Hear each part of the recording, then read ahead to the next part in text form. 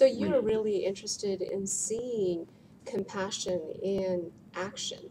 And this is Yes. part of the reason why you're here today. Yes. And what do you hope the center can do with compassion, or the Charter for Compassion, or the Compassionate Cities? Right. Yeah.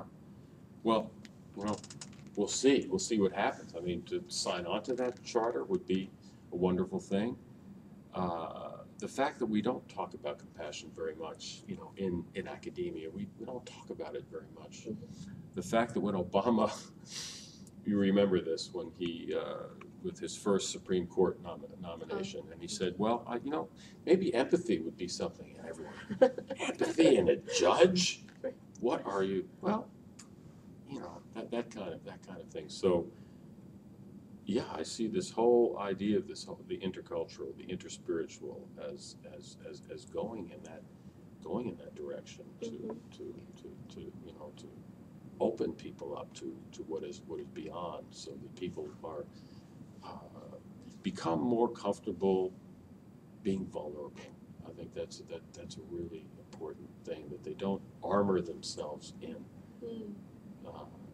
That they allow, like Pema Chodron talks about, the soft spot, allow themselves to be vulnerable, rather than, and in every dimension, to sort of allow that to happen. What you're doing is really pioneering.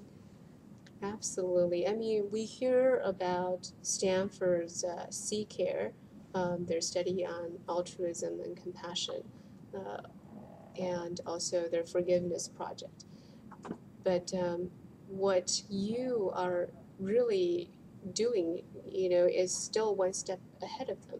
They're still very much focused on getting specific scientific data to support them. But here you are taking really a leap and wishing to provide the experiential aspect of it in academia. Yes. So and you can just, that's so key to what it's about. So the pedagogical implications of what that is. Yeah, you're right. We are doing it, and it's really catching on. If you go to the web page of the Honors College at the University of Oregon, these classes have been so transformative that the dean now has decided that he's going to offer a class every single quarter. So it's not just me. So the new people being trained, and given the fact, especially that these students, they're very accomplished students, most of them in the Honors College, but they come from rather limited, white, upper middle class, privileged background.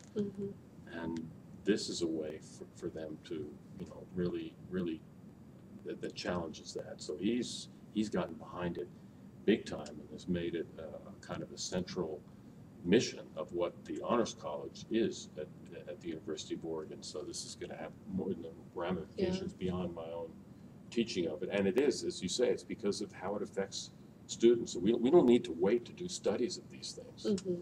You just read what the students say, and how it's affected them, and they say, God, you got to take this class. This is and it just, and that's how, and then it changes their lives. They start doing very different kinds of things. They dedicate their lives to very different kinds of things. And yes, absolutely. They go in one way and they come out some other way. And it's not like I want to change anybody. I'm not in the business of changing anyone. But to see somebody, opening up and loosening up, and that's pretty remarkable. It's pretty remarkable. I try to bring people together and kind of leave myself out of it as much as possible, but to sort of be a catalyst for this sort of thing. And I have a lot of interest in a lot of different things. A lot of, as we talked about earlier, I've studied a number of different languages, and so I enjoy making that connection. Just for you and I to exchange a few words in Chinese, just a few words. That makes such a huge difference. Yeah, it makes it bu bu, sure, nali, but just to be able to speak, even if it's only a few words, it makes a big difference to try to enter in that linguistic act. So I think that you just translate that into other aspects of life and Mm-hmm. try to be a catalyst for that kind of thing and not be afraid. I mean, I think that's part of it, is to go places, to go, beyond what people usually do, and to just keep going and not be shut down by the conventional ways of looking at things, and just to trust, and true and trusting, I think, is the Shin Buddhist. True and trusting, and go with that. Yeah. And to try to create an atmosphere in which people feel it's safe enough to go to those places, rather than feeling they have to say the politically correct thing, or they have to bow to the appropriate authority, but to build that sense of genuine communication, which is very rare, in the academic world, and any other. It's rare when there's a genuine communication. People play, it's just the games that you play when you're in a cultural, socially constructed situation. Mm-hmm. And for that sincerity and straightforwardness to be given a space where it can happen, I think people find that pretty empowering, and then they go with it. Yeah, well, thank you for such wise advice. It comes from somebody who obviously has emptied out themselves. I've tried a little bit, yeah.